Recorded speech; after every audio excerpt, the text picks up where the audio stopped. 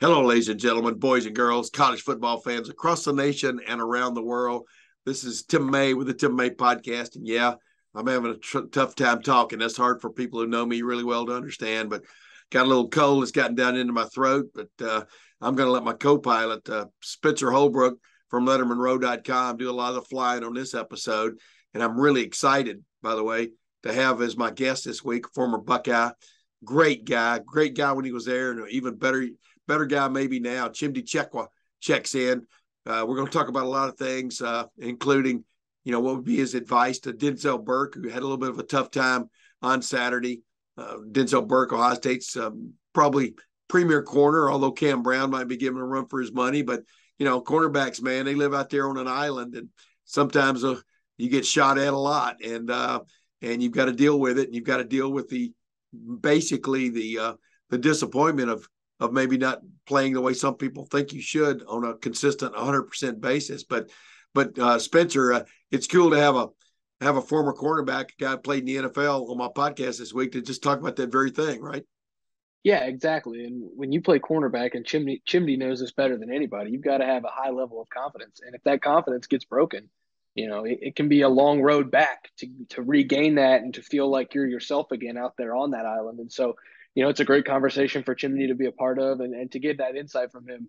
It's something that you can't get anywhere else, especially, from a perspective of somebody who's been on the field in the horseshoe, who's given up some plays and had to bounce back from it before. Chimney knows it better than anyone. So it's good to have him on to chat about that. Yeah. As we speak, Marvin Harrison Jr. is being named one of the players of the week in the Big Ten this week for what he did in that game against Arkansas State. The catches, and then the 3 touchdown catches, just the second person in Ohio State history to have at least three touchdown catches in 2 different games. Joey Galloway in that little short, small pantheon. But Marvin Harrison Jr., man, turning heads right while Jackson Smith-Njigba is champing at the bit to get back in there. Yeah, you talk about corners who need to have their confidence checked. Those Arkansas State corners had a really tough time against Marvin Harrison Jr. He's so special, Tim. The way he runs his routes, gets in and out of those cuts, can really dictate what corners do out there and really dictate what defenses do. You talk about Jackson Smith-Njigba coming back. It's another layer to that offense that defenses have to prepare for. And it's going to leave a lot of one-on-one opportunities for Marvin Harrison Jr., for Emeka Egbuka and guys to get open. I'm really excited to see what the Stroud to Harrison connection looks like. We already know what the Stroud to JSN looks like. We've seen it, I think we saw it 96 times. We've seen it 98 times now in just a season in one game. Yeah. Really excited to see that the Stroud Harrison connection become more of a staple of the Ohio State offense. Yeah. We're going to get into I get into that actually with Chimdi Chekwa. How would you cover Marvin Harrison Jr.? What do you think about his moves? What sets him apart, et cetera? So, without further ado, especially with my voice being the way it is, let's get to my conversation with Chimdi Chekwa, former player, played up through the 2010 season for the Buckeyes. Not a forgettable season, but the NCAA would like for you to forget it, since they made Ohio State vacate the records right from that season. We have a quote laugh end quote about that, and just how far college football has come. Forget about the actual on field experience, but off the field, how far college football has come, and then also how far it has come from the standpoint of what got those guys in trouble. Man, as he and I laughed about, CJ Stroud gave each of his teammates $500 gift certificates or gift cards before the season opener to go out and get a nice suit. I mean, tattoos, gift cards. Wow. We've really changed a lot. But let's get to my conversation with Chimdi Chekwa. Oh, man, I've been waiting for a while to get this man on.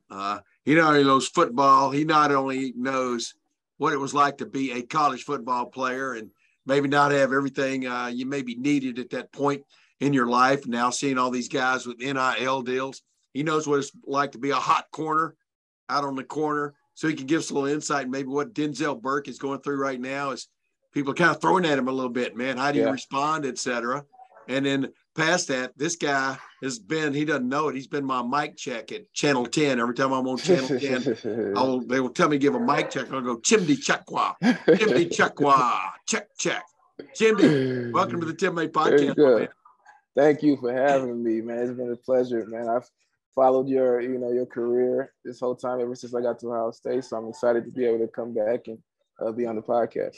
Hey, I say this about everybody I have on my podcast pretty much, but you're one of my favorite guys there, man. You were just, you kind of did your own thing. I mean, went to your own drummer to a certain extent, you know what I mean? And you like guys that are, just a little bit of aloof to a lot of the stuff that's going on, you know what I mean? And you always struck me as that you're born in New Orleans area, raised in Claremont, Florida. You end up at Ohio State. Claremont should not be confused with Miami Beach, right? No, it's not. It's not at all. It's not even a beach town. I'm going to be honest. I didn't actually spend a lot of time at the beach until I came to Ohio and realized, you know what? Now I understand why people take trips to the nice weather. So now I just spend more time at the beach now than I did growing up. Well, hey, let's get into a couple things. Then we're going to talk about another, like a sort of the business side of Ohio, of being a college athlete now. You know what I mean? It's pretty crazy. And like I say, I keep apologizing for my voice. I've got one of these. I sound like Chris Collinsworth the other night on the Sunday night game. It just, you can't do anything about it. You just got to deal with it, right? Yeah. You're all good. But just number one, former quarterback at Ohio State, big-time player, All-American your last year. What was your last season anyway? 2010, do I have that right? Yeah, the 2010-2011 season, last year of the Tressel era as well. Yeah, we're going to get into that just a little bit, just how that all went down. But what would be your word of advice right now to Denzel Burke? Obviously, he had kind of a tough game on Saturday against Arkansas State. A little bit of a rough patch against Notre Dame, but you've been out there on the corner, man, when people are throwing at you. Sometimes it probably feels like rocks, doesn't it? But yeah. But what's your word of advice or advice for like a guy like Denzel? So my general advice to give a young corner that's had some struggles that you could connect with and a lot of the fans will connect with is that you take those little challenges, learn from them, be more detailed, be more locked in, because he has all the tools and all the talent. But if I was actually talking to Denzel Burke, I would actually give more specific advice and saying, the where your eyes are at, the way you're controlling your arm movement and those things are affecting your ability to be more disciplined in coverage, right? Don't overreach. Don't try to get too physical with the receiver. Make sure you have the correct eye discipline, but always keep your body in a position where you have kind of your chest over your toes, and you always give yourself a chance to react to whatever the receiver is doing. Trust your ability and be less concerned about the actual receiver. And I think he's, at certain times he's, getting a little bit undisciplined, maybe overextending himself, maybe losing a little bit of focus, maybe thinking about the ball. If he just trusts his ability, it'll put him in a position to make those plays. Yeah, that's sweet, man. You've been there, done that, so to speak. But you know what Chimdi, what's became apparent in that game against Arkansas State and a little bit against Notre Dame, but Notre Dame, I don't think Notre Dame had as much wherewithal as Arkansas State did offensively from the standpoint of just kind of attacking the edges of this defense now, right? Because it's becoming increasingly apparent that you're not going to really be able to attack the middle of this defense. So these guys on the edges, their game's only going to get more intense, right? It gets more intense until those guys on the edges say, you need to stop trying to attack me because you're not going to have a lot of success here either. I was sitting with DeVere Posey at the game. We went to the game, and it was kind of, you saw them attacking the guys on the outside. And I'm like, I wonder what their mindset is of being a smaller school and coming against a team like Ohio State and seeing a guy like Denzel Burke, who's expected to be, one of the next guys, and just going after him. And DeVere was like, trying to go to the NFL, right? Yeah. So, they're going to give those guys those opportunities to make a name for themselves. And in those games where you are better than the opponent, we should be able to make plays, you still have to have the same level of attention to detail, the same focus, approach it the same way, and then you will make those plays because you have the capabilities to do so. Hey, Chimdi, you've been there, done it. Like I said, you're in the NFL, played on some interesting defenses. What do you think of this 4-2-5? What do you think of this Jim Knowles defense? Because I know you wear your Ohio State badge as a badge of honor of having played, et cetera. Here, you saw how difficult the defense, how difficult it was for the defense a year ago just to get some kind of consistency, et cetera. What do you think about what you've seen so far, 2 games into this Jim Knowles 4-2-5 defense? I like it a lot. I think, I honestly think sometimes we put a little bit too much emphasis on the actual type of defense, 3-4, 4-3, those different things, and a little bit less. I think the most important thing is, do we have the guys out on the field that can match up with the guys on the other side? Yeah. And are we executing in a way that gives ourselves a chance? I think the challenge last year, that what I didn't like last year, is that no matter what the call was, the execution and that, are we setting the edge on the outside? It wasn't happening as much. Is that guy who's supposed to get over and get, get that edge and turn the guy back inside? Is he getting it? It wasn't happening. I saw too many things go down the sideline and too much space being created on the defense. And when you create space, you create opportunities for the offense. And I'm not seeing that same level of space here with Knowles' defense. And I know he's just scratching the surface. There's a lot more that he can implement and they can do. But I see the guys playing fast and executing that in a way that is giving them a chance to actually make plays. Is anybody, you being a former player, I think you have more credibility when I ask this question. Is anybody on that defense just jumping out at you? Doesn't have to be a defensive back, part of your fraternity. But is anybody on that defense just jumping out at you like first 2 games, like, wow, this guy can be a wrecker? I mean, he could be, that thing you got to deal with when you're the offense, no matter who you're playing. Go ahead. I think I'm seeing a lot of guys playing fast. Obviously, up front, the big guy up front, Mike Hall. Yeah, he's clearly jumping out at me. Ransom, I think, I thought has played well. I think the linebackers are playing fast, which you like to see. They've looked good. I'm always looking at the DBs. Yeah. Right. I'm always looking at the DBs. So I don't think they've played. I don't think they've played bad at all. I think there's some improvement in the secondary, that they have all the talent in the world to do it. So I'm excited to see what their progression looks like as they learn from these first couple of games and continue to move on through the season. Yeah, and it's hard to like focus on 11 players all at once. When you're watching a game, that's what film study's for, right? I mean, you go back and film whatever. I'll tell you what, dog, a guy that's just a mainstay to me on this defense, and you can correct me if I'm wrong, is number 14, Ronnie Hickman. I just like the way he just has a presence out there, doesn't he? I mean, that he looks like a stalwart, right? You understand what I'm saying? Meaning he's always sort of going to be at the right place at the right time. I don't know if you agree or not. I do agree. So Hickman is somebody who jumped out last year. Yeah. And now I have a level of expectation from him going into this year, which is why I didn't even mention him as one of the people that stood out to me, because I expect Hickman to go out there and make those plays. I think he's a guy, if this defense is going to be who we think they're capable of, I think he's a guy that has to continue to elevate his play going forward. But yeah, he's been pretty good, really starting from last year and into this year. He's been a very effective player, and he's all over the field, and that's what I like to see. Yeah, he gets them lined up right too and stuff. I mean, he's called the adjuster, which is interesting.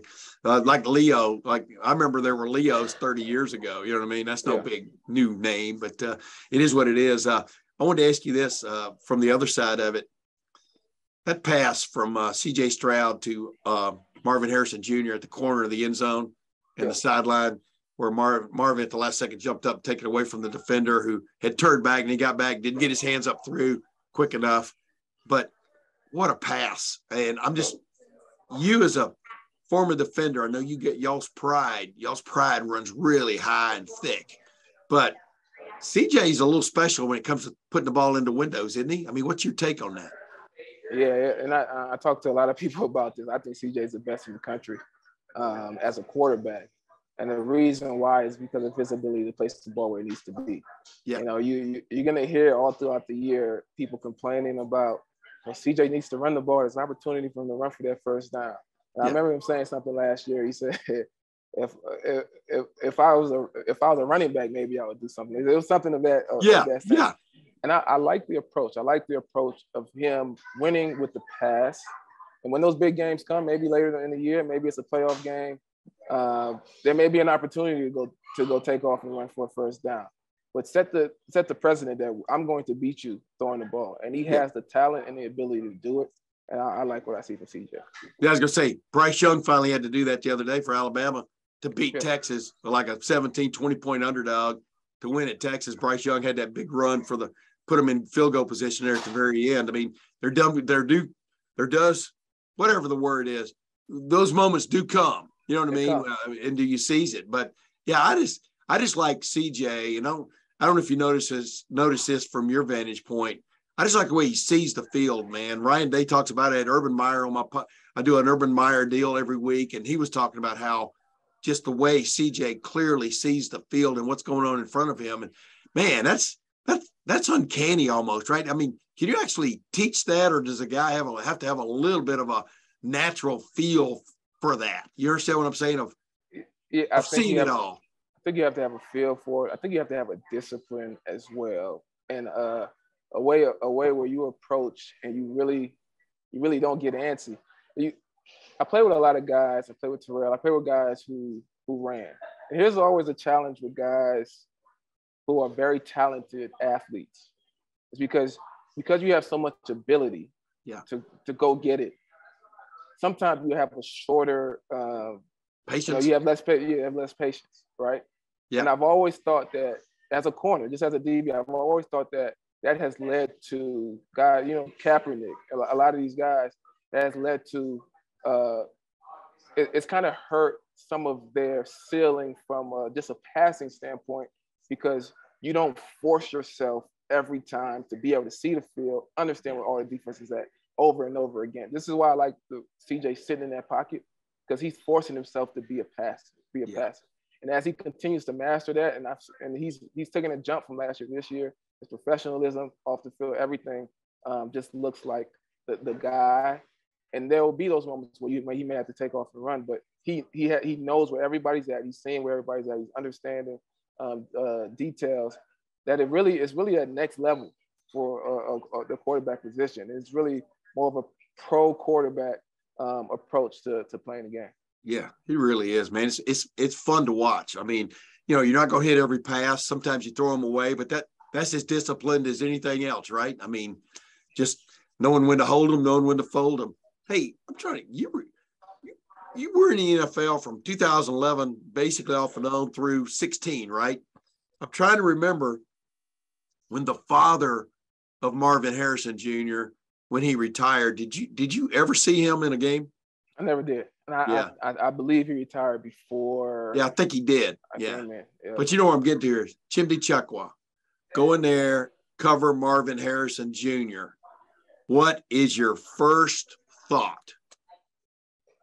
First of all, Marvin Harrison Jr. I grew up watching Marvin Harrison Sr. And we're in this weird time right now. Yeah. Where I'm like, some guys I may have played against or I may have been close to playing against. You got the Antoine Winfield Juniors. You got the it's just so many guys. Yes. Who have kids, and I'm like, is Asante Samuel still playing, or is this his son? I'm confused. Yeah. Right. But it's special to watch, and he's such a talented player. I was happy to see him get the opportunity to really showcase that talent. Week 2, he played relatively well in the Notre Dame game, but didn't get to have that type of game that he had most recently. And I'm hoping that confidence and that that momentum carries through the rest of the season. And I'm excited to see what that group can do as a total package. As you watch him play, what is his strength? What is the one thing that sets him apart, do you think, or makes him special? I guess is I guess my question just from the other day. What is it?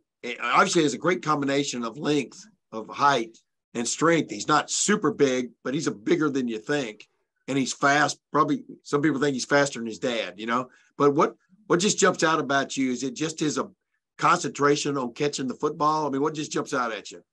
Yeah, I think it's two. When I guard a receiver or whatever, a tight end or whatever, there's two battles. One is the covering of the player, right? Being able to cover. Yeah. This is a big guy. This is a big guy who's going to body you and position you in a way where you need to be able to get to his hands. or is it a guy that's really quick and really fast? You got to make sure you staying with him all the way through. I think his combination of speed and ability to separate, but then the next battle is once you get to a position where you're in position to potentially make a play, then he can go grab that ball, which makes all that other effort for naught, right? I did all this. Yeah, I was able to get myself in position, and now this guy could just snag the ball from wherever it's at. So that's what's special about him, is that combination of the ability to run, to route run, and to gain separation. But even if it's close, he can go there and snag the ball anyway. That's what makes DeAndre Hopkins so hard to grab, because you no matter if you're in perfect coverage or not, he's still going there and be able to snag that thing out of the air. So I'm excited to see this guy continue to play. Yeah, he'll reach. I mean, like DeAndre Hopkins, he'll reach over you. He'll be back over here. He'll reach behind your back. I mean, blah, blah, blah. I mean, whatever. I've been there. Yeah, I've been there. Yeah, exactly. Emeka Egbuka, number 12, but I mean, excuse me, what's his number? Number 2. But boy, I could see it last year just on kickoff returns, man. Like I call him, he's those one cut and go kind of guys. You put that in a wide receiver, sort of a little bit of a running back sort of like mentality, but he can catch the ball, run great routes and stuff too. Even without Jackson Smith and Jigba, these guys have gotten it done, right? I mean, how impressed are you with that guy? Very impressed, and I paid a little closer attention to him because of his background. I'm a Nigerian player. He's Nigerian as well. Yeah. He's a great guy. You've always saw the explosiveness, even last year, just on kickoff return, right? Yes. He's just an explosive talent. Yeah, man. It just seems like Ohio State has so many weapons. It comes down to it's like when Jameson Williams was here, and they had all those guys already. I was like, there's only one football, right? Yeah. So right now, just excited to watch all those guys play. But yeah, Buka is a very explosive player. One that whenever he touches the ball, there's an opportunity for it to be a huge game, huge play. So yeah, it's been exciting to watch him. Hey, before we get to a couple other things, I want to ask you one last one. I want to ask you one last thing. Let's say you're a defensive coordinator now in college football. Let's say you're the defensive coordinator at Toledo this week or for Wisconsin coming up. What do you do? What do you concentrate on when you're going against an Ohio State that's got Travion Henderson sitting there and Mayan Williams and Cade Stover catching the ball, tight end, and they haven't even really unleashed G. Scott yet from the tight end, kind of like quasi position. Kind of said, what? And you got C.J. Stroud seeing the field so well, et cetera, recognition. Where do you attack an offense like that? If in fact attack is the right word. Yeah, I think if it was me, I'm stopping and run, and I'm trying to eliminate the big play. Those are the two things I'm going to focus on. I know I'm going to give up some yards here and there, but I'm not letting them go over top. And I'm doing my best to eliminate the explosive run plays. So I really would try to disguise coverage. I know in college it's probably not done as much as in the NFL, but really try to disguise coverage to really mess with CJ and understanding and figuring out where these safeties are headed, what we're sliding to, what we're going to. Really give a combination of single high and cover 2 coverages, maybe run some shell, some cover 2 coverages that look initially like it's a cover 3 and roll a guy to that half. But I would really try to take away these big plays and make the Buckeyes continuously drive down the field, all the way down the field and earn all of these plays. Tough, way harder said than done, right? Yeah. With all the explosiveness that they have. But once you allow for them to go over top of you, the whole game, the whole thing has changed. And that's what they want to do. That's what Ryan Day wants to do. So that's what I really be keyed into and focus on if I was a defensive coordinator. Yeah, and if you're on defense, and then Marvin Harrison Jr. caught 3 touchdown passes the other day. They were 3 totally different plays, but the one that really gutted the defense was when he ran that deep dig or that deep cross, ran right through, the coverage, caught the ball on the run because the quarterback C.J. Stroud delivered it on dead in stride, and he outruns him to the corner of the end zone. You know what I mean? You kind of played that defense you want to play, but they still beat it, right? Still beat it, and they will. You should expect that they will still beat it. One that was one of the thing that was interesting. They were playing a good amount of single, press man-to-man on the outside against Marvin Harrison, which, if you're trying to get your corner an opportunity to prove himself and, maybe potentially get some NFL looks in the future, I can understand. But if you're trying to win and you're overmatched, I probably wouldn't do too much of that unless, it's third and medium. And then, I have to stop them from getting the first down. So I have to play tighter coverage. But, I wouldn't do that much of, single press man-to-man on the outside. Well, I got that once, and Marvin Harrison Jr. just sprinted by the guy, for that streak, that go route touchdown, and was 2 steps behind him and stuff. So you're right, rob Peter to pay Paul, but man, you're still going to pay a price. It looks like. Hey, let's get to you. Speaking of paying a price, you and Brian Browning have that couple of restaurants. The barbecue. I call them barbecue joints. They're not barbecue joints, are they? They're restaurants, aren't they? Yeah. We have a couple restaurants. A good portion of it is the barbecue element. And we have different types of options. We have things like pit fries where you could take some of that pulled pork or brisket or whatever and put on there with sauce and cheese and different things. So we have some pretty good stuff at the pit barbecue. What? Why? You're a guy from, like I said, born in Louisiana, raised in Florida, played in the NFL several different places. Why are you in Columbus? No, I don't mean it in a bad way. Explain to people the allure of Columbus. For a lot of you ex-players end up back in Columbus. I mean, it's because it's a big metropolitan area, right? But it doesn't necessarily totally feel that way, right? It's right. So when I was getting recruited to go to Ohio State, I wanted to live in a city. I wanted to live it doesn't have to be a huge city, but I wanted to live in a city. I didn't realize Columbus was a very highly populated city. And then leaving Columbus and really having a choice. I finished up my rookie contract with the Raiders. And I was a free agent, didn't know where I was going to sign to next. And I ended up signing with the Dolphins. But in choosing where to stay based on quality of life, based on what the cost of living is, how much bang for my buck, and then what the economic projections are for the area long term. So I'm really into economics, and I kind of work as an analyst as well. Currently, and just looking at Columbus and where it was headed, it made sense. Especially being an entrepreneur, wanting to start a business, it made sense to come to Columbus where I can get a little bit more for my dollars early, but in the long term, significant growth, good population growth, a lot of companies headquartered here, a lot of companies coming here, and also a good place to raise kids, strong school districts and those things as well. So Columbus was really and now I'm a guy who lived in Florida, played in California, lived there 5 years, then signed with the Dolphins and lived in Miami. So back to Florida, and then came back to Ohio. So everybody, I get the question, why are you going back to Ohio? Well, I was like, I've been in those different places, and I really liked it. I kind of enjoy having the different seasons. I don't really like the cold, but I like having the different seasons as well. In comparison, Columbus is not the coldest city in the Midwest either. So, it was a good place to come back to. Yeah. Hey, give people an idea what all you're involved in. Obviously, we know the restaurant situation with you and Brad Browning, but what else you got going, man? Yeah, so the things I'm really doing. So one thing I do is I invest in real estate here in Columbus area. Hence why I kind of talked about the economic projections here. Real estate growth in Columbus, value growth has done very, very well the last decade or so. So I've been invested in that. Obviously, the Pit Barbecue Grill is something that I'm a part of.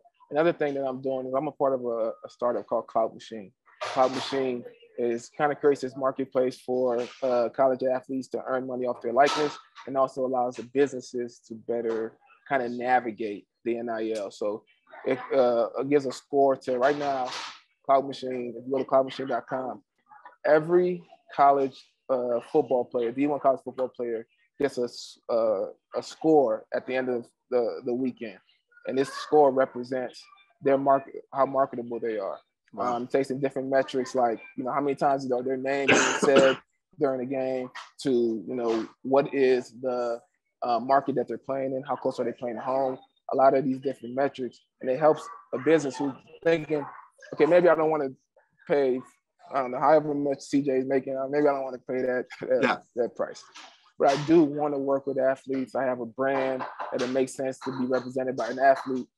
However, I don't know who else can I work with, and how much do I pay them, and what would be my ROI? Well, we can identify that for them by showing this guy may be very, very good on social media, and his marketability on social media will really benefit your brand, because you want to focus on social media. So we're able to help them navigate that. Also, whether it's a collective or an agent or whatever, they're just trying to get more information on how do I identify where this stuff is headed. Cloud Machine is a good tool for it. And the other thing I would say is these types of tools are needed in this market now, because a lot of things are changing. Yeah, you're gonna have to get smarter with how you operate, and I think Cloud Machine can help you do that. Dude, can you imagine 2010? We'd be sitting here 12 years later talking about this stuff. You understand what I'm saying? Yeah. And I'm not trying to get you to go, man, I should have, obviously it wasn't available to you back then, at least on the open market. Right. Things weren't available. But the point, this was a long time coming, wasn't it? Is it a hallelujah moment for college athletes? How would you describe it, having been one, having faced some of the financial challenges? I mean, I know we can debate whatever you're on full ride. Well, full ride, but what does that mean? Everybody, my point is you're out there putting your life and limbs in jeopardy when you're playing football and maybe a couple other sports. But can you believe we've gotten to this point now where at least fellows can go out and seek their worth on the name, image, and likeness market? Is that a hallelujah moment? How would you describe it? I think it is. I explain it this way, right? So the way innovation happens, and this is how my mind works, but the way innovation happens here in the US is that, money really drives the innovation, right? A demand for something, people want something, investments come in, and you start to continue to create more and more things, and it builds on top of that innovation. So, the iPhone, nobody knew they needed an iPhone, but now imagine not having a smartphone, and there's more and more technology that builds off of it. There's a high demand for college football. 50% of the U.S. consumer is a college football fan, right? And for a long time, there was this door where people was trying to get in that remained closed. And to me, that slows innovation. That slows growth. Now they've opened up that door. And now it's kind of crazy because everybody's rushing in at the same time. But tools like Cloud Machine, other things start to develop, and it's going to create more and more structure. And it's an opportunity for more and more growth.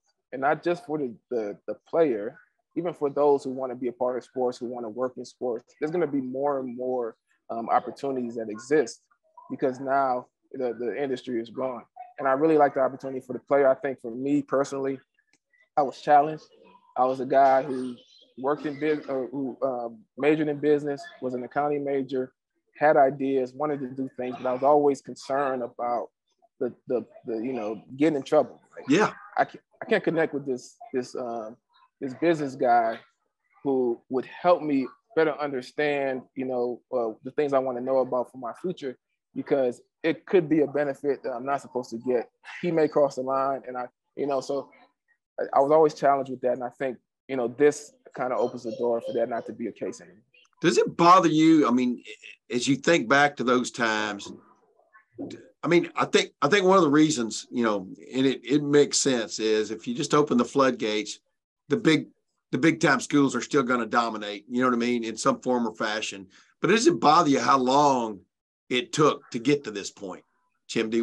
I remember writing stories way back when about, hey, give players $5,000 a year. It goes into a trust fund, and they're there 3 years, they get 15 leaving the door, but 25,000 but my point was, do something that shows that you recognize that you're making a lot of money off of this, and the guys who are putting their life and limbs in jeopardy deserve part of that, other than just a full ride scholarship. But does it bother you it took this long? It doesn't bother me too much. I think there's certain things that bother me. So one thing that bothers me is that, you know, guys get hurt. Football is a sport where injuries 100%, right? Yeah. And guys finish up college football, don't go on to the NFL, and are either, whether it's head injuries, whatever, they continue to live with those things. And there isn't anything, even still, but there isn't really anything to, you know, put something towards to benefit them from, you know, what they endured long term. Long term, and what they endured during college. So those are the things that bother me.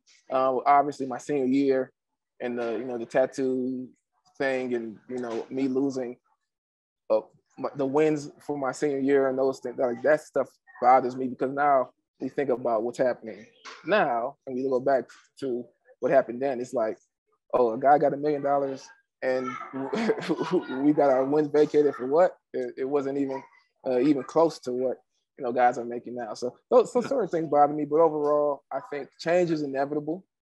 So they try to fight change for so long, but it was the inevitable. So hopefully we can move forward in a better way. I was going to say, C.J. Stroud gave all of his teammates $500 gift certificates to go get a new suit, you know, and they publicized it. You understand what I'm saying? I mean, it's like crazy. It's like $50,000, $60,000 of suits right there. Dude, that's a lot. I said, where can I get my hands on one of those gift cards? But I digress. Hey, last two things. What happened to you guys in 2010, the way that thing dissolved, you know, et cetera? Sugar Bowl, you know, those guys got to play, but, you know, 2011 was really the season that took the brunt of it. I think most people, like myself and everybody else, 2010, you know, you don't erase that from your memory. You know what I mean? Like the NCAA, vacate. What the hell does vacate mean? You know, I dislocated my wrist. I can't erase this. Yes, exactly. There's a great example. But does that, I don't know, when did you leave Ohio State? How did you leave Ohio State feeling, you know, after a lot of that went down? I mean, did it take you a while to kind of digest what the hell happened?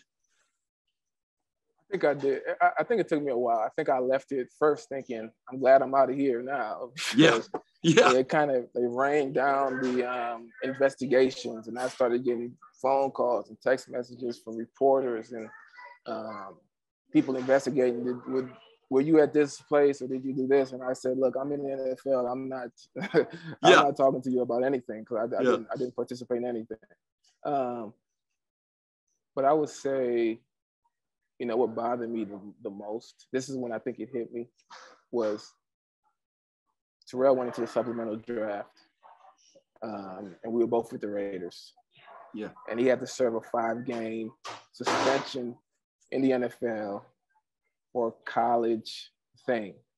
And that's when I was like, okay, this is crazy. This is craziness, right?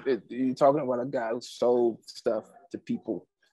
It's not like he didn't break the law. He didn't do anything. He's serving a suspension in the NFL, who is not even connected to the college sport. And it's like an overreach of, you know, rules and control that didn't make any sense to me. And that's when I really got bothered by it.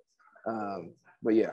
Yeah. And what bothered me about that was he was going into his 4th year at Ohio State. It was his prerogative to leave Ohio State. You know what I mean? I mean, yeah, he didn't want to go in front of the NCAA, et cetera. I understand all that, but yeah, you're right. I mean, that's all public relations. You know, you got caught up. He got caught up in a public relations front. You know what I mean? That's just crazy. Hey, last thing. Let's go back to the Ohio State football team presently. Is it stunning to you a little bit, because y'all played some pretty good offense on those teams? You know, obviously you were on defense, but they played some pretty good offense back then. But is it stunning to you where Ohio State is sitting right now in the reputation lexicon, or whatever you want to call it, of college football? It is one of the premier offensive schools in the country. You know, under Urban Meyer and then Ryan Day has taken it to another level. Is that hard for an alum to wrap his head around? You know what I mean? 3 yards of cloud of dust is long gone. Right. It is. We have these talks all the time. Like, well, you know, what if what if we ran this type of offense and this and that? But yeah, and it's fun to watch, especially to see. I always said, you know, we're talented. We were talented, and you know, our approach to the game was good. It was good enough for us to win it all. But man, it would have been cool. It would have been cool to, you know, have this level, because I thought on defense, I mean, my senior year, and I had arguments with guys in the NFL all the time. I put our defense up against anybody. I didn't think there was a defense better than ours at all. But yeah, it's crazy, man. And the way they recruit and the way we keep that level of talent, it's just impressive. It's impressive. I think Ryan Day is probably one of the greatest minds in college football today. I could probably name two or three coaches that I put on that level, and I think Ryan Day is one of them. Yeah. Ladies and gentlemen, Chimdi Chekwa. Chimdi Chekwa. Chimdi, thanks for joining the Tim May podcast, my man. Long time coming. Let's do it again, though, okay? Yeah, I would love to do it again, man. Thanks again. It's been great kind of watching you through the years. I've always kind of followed you on Twitter and those things while I was in the NFL too. So keep putting out good stuff, man. Man, I really enjoyed that conversation with Chimdi Chekwa.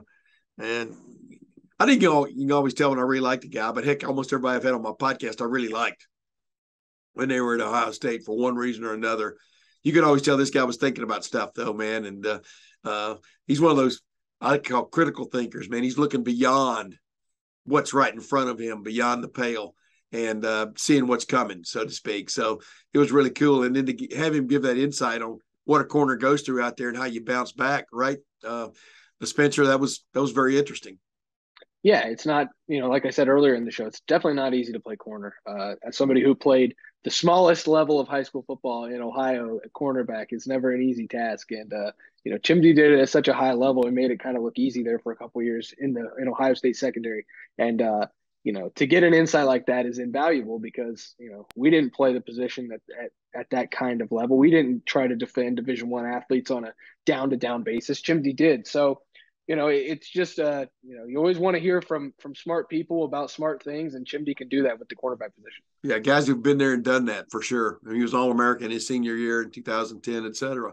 Hey, let's move on, man, real quickly. Ohio State wins convincingly, but not as big as the odds makers had said it, but 33-point win is a pretty damn good win. That's 2.5. That's 4.5 touchdowns. That's basically Ohio State could have won that game without Marvin Harrison Jr.'s touchdowns. It's putting it in perspective. And then the Texas hosts Alabama. Alabama's a prohibitive favorite going into the game. Texas is unranked, and Texas takes Alabama to basically the last player, the last minute of the game. Alabama escapes with a field goal, wins the game. Almost got beat by a kicker named Auburn.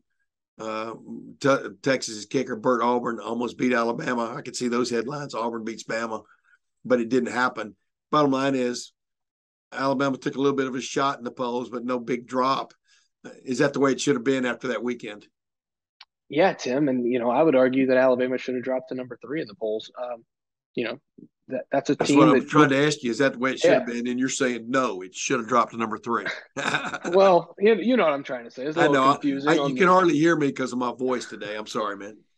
And you could even argue, really, that Alabama could drop to number 4 behind Michigan. Michigan has taken care of business more than Alabama has, and I know they haven't played anybody. And Ohio State fans don't come here to listen to somebody argue, just get on the soapbox for Michigan. But let's be real here. Alabama beat a Utah State team that looked terrible against FCS Weber State this weekend, got beat by 28 against a Weber State team that's not very good.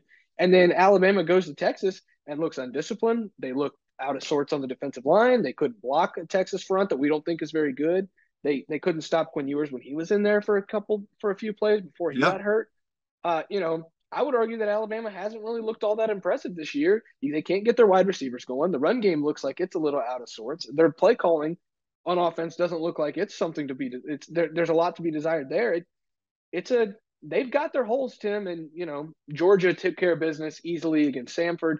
They deserve to be number 1 because of what they did to Oregon.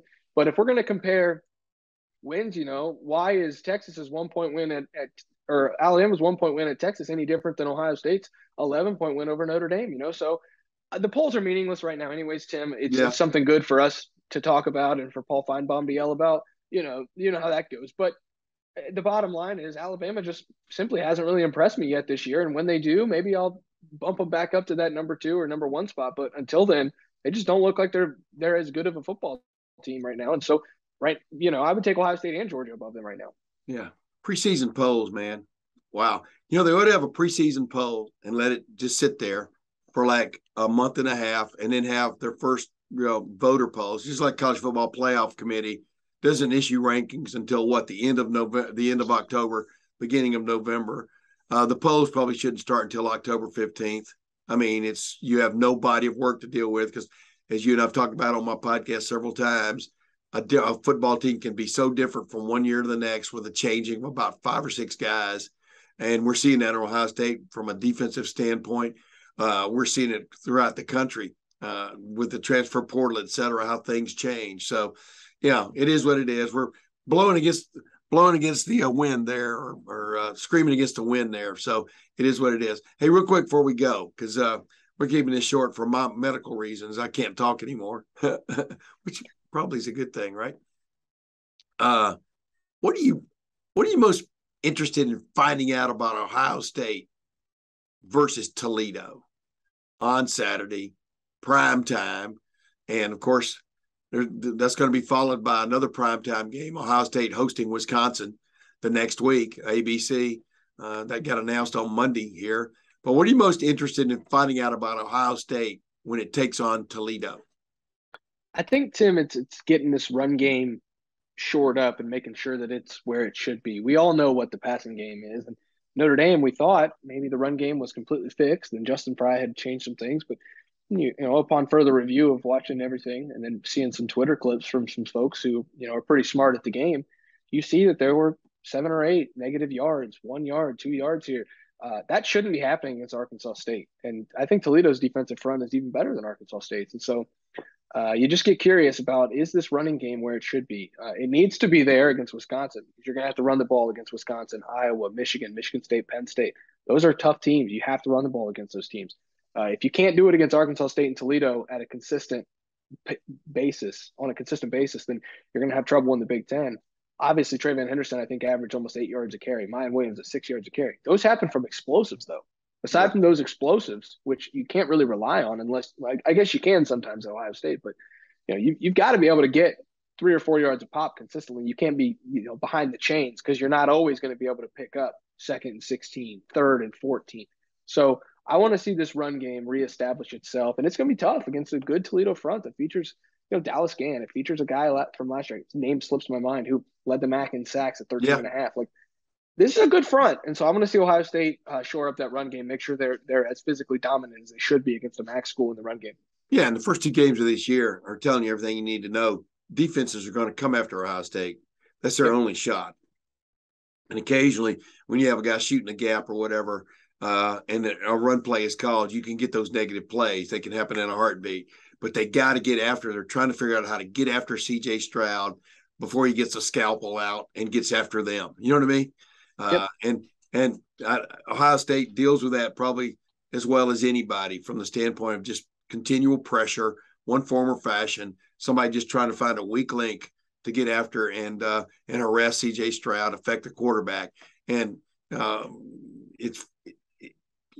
playing quarterback looks easy, man. I mean, sometimes, especially the way C.J. Stroud does it, but it's a constant pressure cooker because you never know where it's coming from next, and I think CJ handles that about as well as any quarterback I've seen at Ohio State. Been some great quarterbacks at Ohio State, and ranking them is not fair because offensive philosophies and even defensive philosophies way back when were totally different than they are now, and the chaos sometimes that you're dealing with now, spreading the field and teams trying to get to you before you can really launch. And I think CJ more and more looks more and more patient back there, more and more confident that his guys are going to pick up whatever's coming, like even Trayvon Henderson, Mayan Williams in the pass pro. He feels very confident. It looks like standing back there and throwing from the pocket, right? Yeah, exactly, Tim. And it is hard to try to quantify or qualify who's the better quarterbacks in the country all time because, you can't compare Billy Cannon to Joe Burrow. You can't compare Vic Janowitz to Dwayne Haskins and Justin Fields and CJ Stroud and all of the guys from modern times, because the stats are all relative. You look at even like Joe Montana's stats versus Patrick Mahomes' stats; they're just different because the game's different. So it is hard to quantify that. But you watch CJ Stroud back there in the pocket, and staring down the barrel of guys coming at him against Notre Dame and firing a touchdown pass to Xavier Johnson. He took a couple licks against Arkansas State and delivered passes perfectly where they should be. To Marvin Harrison Jr., to Emeka Egbuka, to Cade Stover. He almost looks like a different player out there. And that's not saying that he's improved or that he's regressed. He just looks different. And it's a different kind of CJ Stroud that we saw this year so far through 2 games than we saw last year. It's a cleaner, more efficient CJ Stroud. I think you're going to continue to see that as he gets his weapons back from injury, and as he just gets more comfortable behind this offensive line that really, he's only played 2 games with as a whole. Yeah, I keep telling people too, man, CJ Stroud is going to play the position better than he did a year ago. Statistically, it might not be better, but statistics don't tell the whole story. I mean, you're going to, like you said, they want to spread the ball out. They want to get the running backs much more involved than they've been coming off of last year. And so statistically, it might be who knows where it's going to end up. He did miss a game last year, but my point is he's going to play the position much better than he played it even a year ago. And to me, it's just fun to watch a guy sort of run the offense, man. And like I said, get his scalpel out and cut exactly where he's supposed to cut on a particular play. But, we'll have more to talk about that after the Toledo Rockets. You got to believe the Rockets are going to launch their missiles, right? Yeah. You're going to get your best shot from Toledo if you're Ohio State. This is a team that, a lot of guys from the state, a lot of guys from the area who, probably think they deserved an Ohio State offer, end up at Toledo, or deserved a better chance at Ohio State and end up at Toledo, in particular with one guy.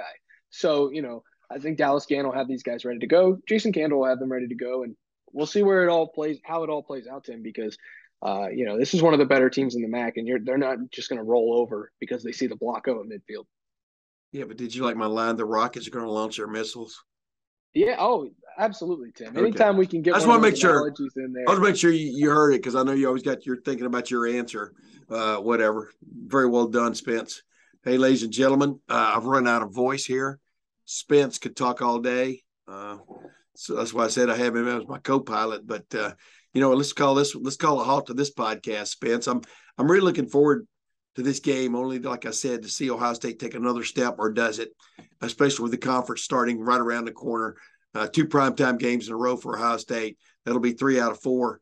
The first 4 games, 3 of the first 4 games will be on primetime. I think the focus is starting to get more and more on the number 3 team in the country, right? Yeah. And you're going to see it continue to ramp up as Wisconsin gets ready to come to town, and then you get the Rutgers game. But then right after that is some really tough Big Ten matchups that you're going to see Ohio State in, at Michigan State, at Iowa. It's starting to feel like football season in Columbus, and I know, and that's always when Big Ten plays right around the corner. And so, this is not a conference that's going to be easy on Ohio State by any means. We saw last year they ended up stumbling and not even making it to the Big Ten title game. But that nighttime game against Wisconsin is going to have a lot of people's attention. See if these Buckeyes are as physically tough as everyone thinks they are. Yeah, and vice versa. Yeah, see if Wisconsin can handle it. But ladies and gentlemen, for Spencer Holbrook, my trusted co-pilot, this is Tim May. Until next week, we'll see you then.